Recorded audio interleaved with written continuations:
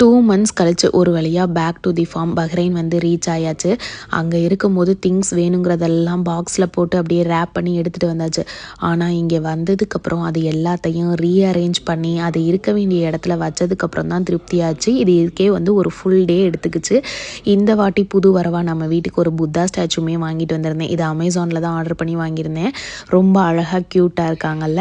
அப்படியே மார்னிங் வந்து ஆஃபீஸ்க்கு பேக் பண்ணுறதுக்காக சப்பாத்தி ராஜ்மா கிரேவி தான் ரெடி பண்ணிடலான்னு பிளான் பண்ணி ராஜ்மா வந்து நைட்டே ஊற வச்சுட்டேன். கொஞ்சம் திங்ஸ் தான் இருந்துச்சு, இருந்ததை வச்சு சமைச்சு கொடுப்போன்னு சொல்லிட்டு ஃபஸ்ட்டே வந்து சப்பாத்திக்கு மாவு பிணைஞ்சு ஊற வச்சாச்சு. அப்போ தான் சாஃப்டாக வரும்னு. இன்றைக்கி வந்து 1 பாட்டில் அப்படியே ராஜ்மா கிரேவி ரெடி பண்ணியாச்சு. சிம்பிளாக வந்து எண்ணெய் ஊற்றி ஹோல் கரம் மசாலா, ஸ்பைசஸ், வெங்காயம், தக்காளி இதெல்லாம் போட்டு தான் ரெடி பண்ணியிருந்தேன்.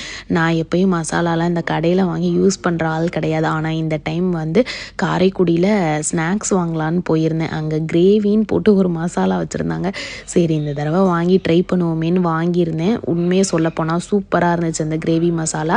டேஸ்ட்டுமே வேறு லெவலில் இருந்துச்சு. அப்புறம் இந்த இட்லி பாத்திரம்லாம் இந்த டைம் புதுசாக வாங்கிட்டு வந்திருந்தேன் சின்னதாக. அதெல்லாம் யூஸ் பண்ணாட்டி நமக்கு கை பரப்பரன்னு இருக்கும்ல. வந்ததுமே வந்து எடுத்து யூஸ் பண்ணியாச்சு. அப்படியே சைட் பை சைடு இந்த சப்பாத்தியுமே போட்டு அப்படியே எடுத்து ஆஃபீஸ்க்கு பேக் பண்ணி அனுப்பியாச்சு. அனுப்புனதுக்கப்புறம் ஒரு தூக்கம் போட்டு எந்திரிச்சதுக்கப்புறம் தான் அப்பாடான்னு இருந்துச்சு.